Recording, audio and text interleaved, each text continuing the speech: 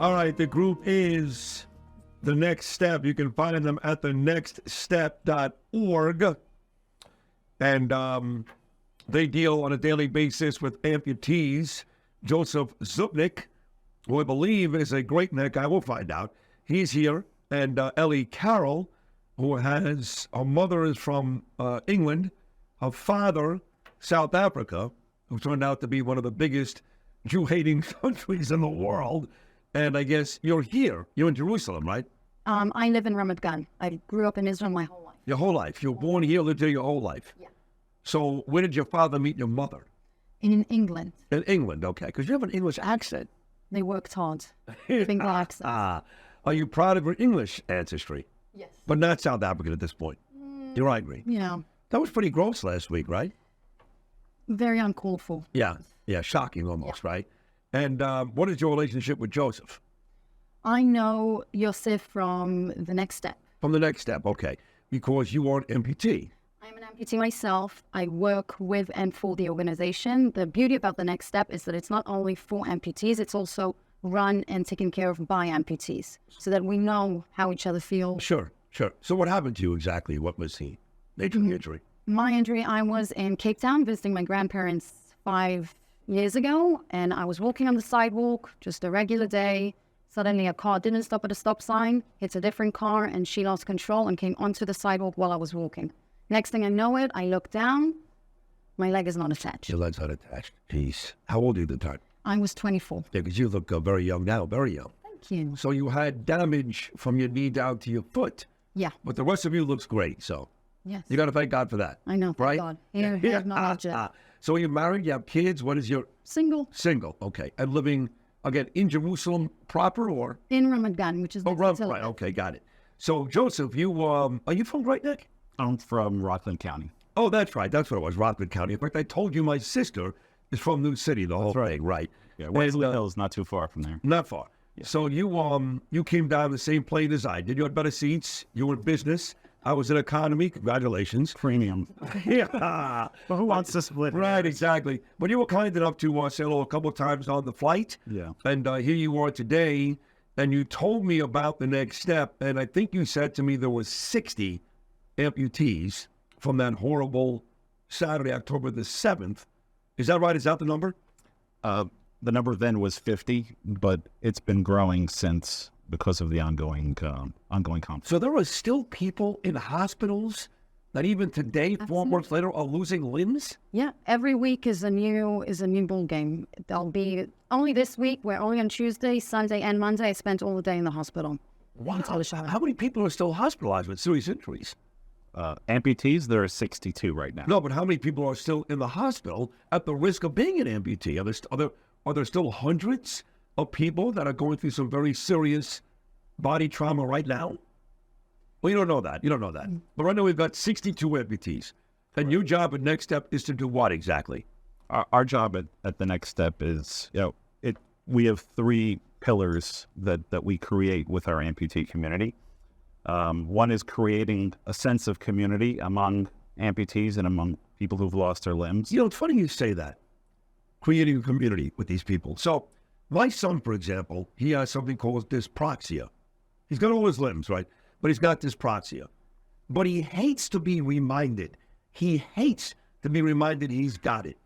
So I have a hard time convincing him to go to events, to talk to other kids who have the same disability.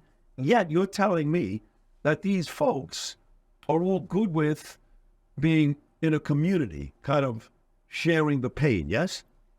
Absolutely, and we'll take it to the next level because a lot of our folks are members of our own sporting groups. We've got a surfing team. We've got a cycling team. We've got rock climbers. We've got sports enthusiasts. It's the job of the Next Step really to help these folks take the next step and get their life in order and let them know they're not alone. And they're supported by wonderful people like Ellie, who's sitting here next to me in the studio. So what does your job entail on a daily basis, Ellie? What do you do daily?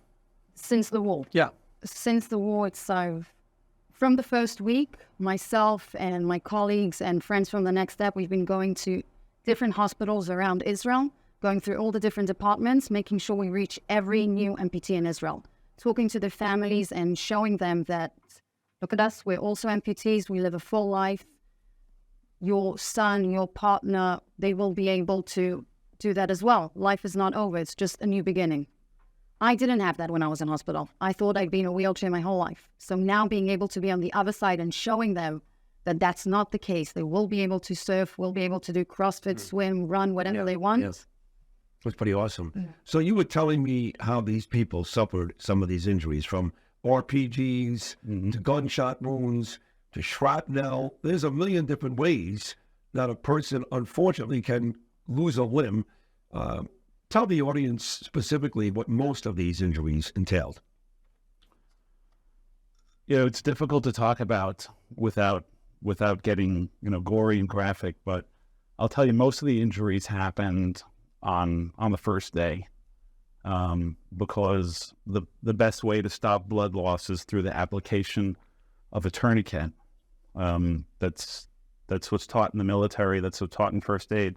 If you have no other resort of controlling the bleeding. Once that happens, there's only a certain window of time that people have to get to the hospital. And the issue on that first day was access, getting people evacuated, getting people rescued. It was chaotic. Wow. And in the end, not all of these 60 or 62 now, 62 as of today, had these done initially. This is over a period of time. So now the next step, like you said, offers them different activities, psychological help as well. Of course. You're going to make it. You're going to be okay. One story in particular you told me about was one guy whose wife was murdered. His daughter was murdered. In front of him. Right in front of him. Right. His 16-year-old son was spared. He survived, I guess. No, his son was murdered and his wife and his daughter. Oh, so he did have a son killed too, murdered. So one son did survive? Or no, a 16-year-old did survive, yes. But a murdered son, a murdered daughter, she was murdered, the wife, and he survived, but he lost his leg, right? Is that right? Correct. The after the terrorists had entered his home in Kibbutz Be'eri, spent all of their ammunition. He fought to keep the door to the safe room shut. They threw some grenades at it. They managed to hit his wife and one of his children, who had passed almost immediately there. They were in the safe room. They were in the safe room, yeah. And after all of their ammunition was spent and all their grenades were used, they decided to light the house afire. And you said they used rags using the blood of his family, right? Is that right? Something to that horrible extent? Yeah, they did that. Yeah. Because when you're in, the first thing they teach you, when you're in a room filled with smoke or fire, stop, drop, and roll, cover your mouth with a wet rag. Right. So to make it wet, they use the blood. So how did he escape, this gentleman, if he had his leg blown off? I'm curious. He didn't. He was locked in the safe room for another 8 hours, approximately, until he was rescued. So before this happened to you in Cape Town 5 years ago in South Africa, what were you doing? Just living an ordinary life, I would imagine. I was a college student studying computer science. Yeah. Took a year break, was working overseas, just enjoying life. Because sometimes when people go through these really difficult things, which you've gone through this experience, obviously, they find that their life couldn't be any better, that this was almost their calling, that yes, I may have a prosthetic from my knee down to my foot, but this was my calling. Like, I love what I do right now. You're in that position. Yeah, so it's also the first time I'm doing something that not only I like, also I'm helping so many other people, not only the amputees, also their families, also old, new amputees. It's my new calling. How young is the youngest of all these amputees? From the war? Yes. 19, 20. The average now from all the amputees is around 21, 22. Around 21, 22. Wow. That's, and you were 24, so you know all too well exactly what this is all about. So folks who want to donate here, Joe, and get involved and help these people out. Again, I think New Yorkers, we're on right now, and around the world, the 77 WBC out there is very well. They know about the murders. They know about the rapes, all that stuff. I don't think they're all that familiar with 62 people now that are in wheelchairs or not because they've lost arms or legs or that type of thing. I know when Joseph told me about it, I was surprised to hear that number was that high. So folks who want to help out, Joseph, how do they do that? Well, they can go onto our site, which is www.thenextstep.org/Sid for you. Thank you. For me? Yeah. So what the hell am I going to do about this? And they could donate there. Well, how's it gone so far? How is in terms of donations and money? Are you happy, or do you feel like people are still not completely aware of this particular group?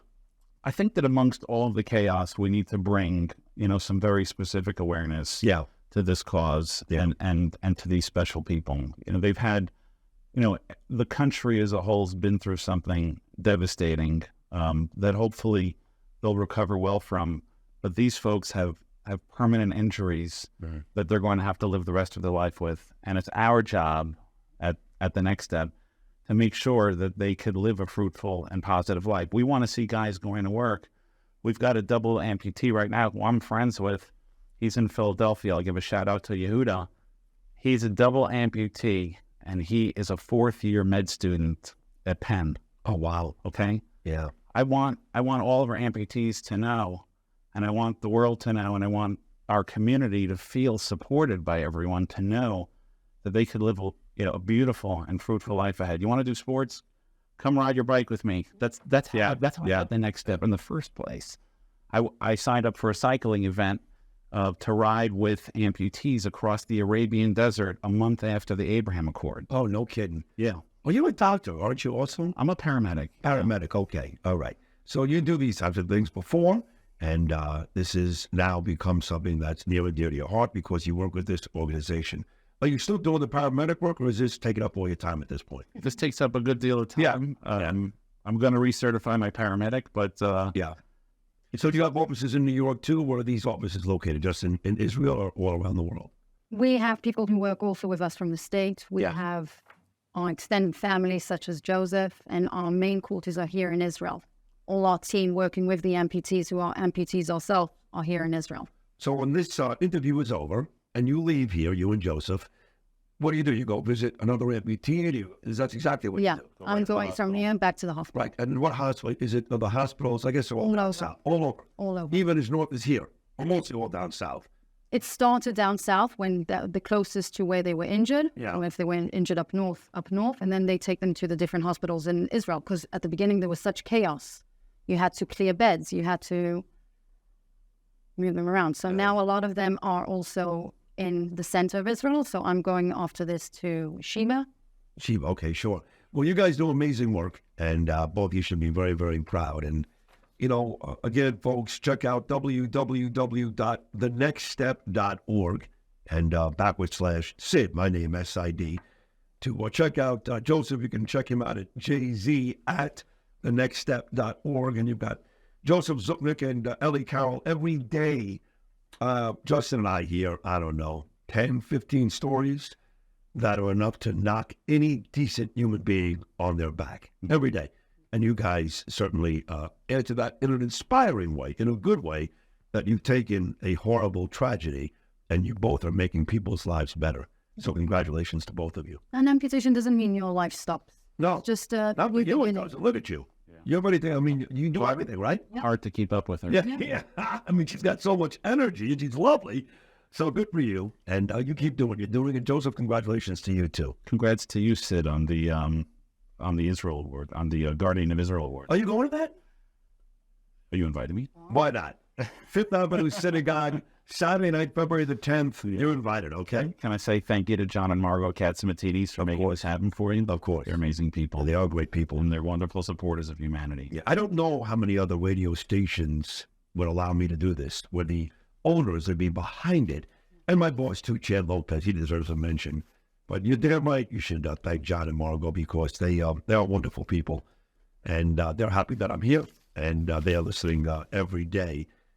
Now, what do you want to write to this? Happy birthday to Joe's wife, your wife. Yeah, my wife. It's her birthday today? No, the night I didn't have tickets till the last minute. It's a funny story, but I usually take my wife out to dinner. She's a huge fan of yours. Yes. I would say more so than me. Yeah, okay. Yeah, love your wife.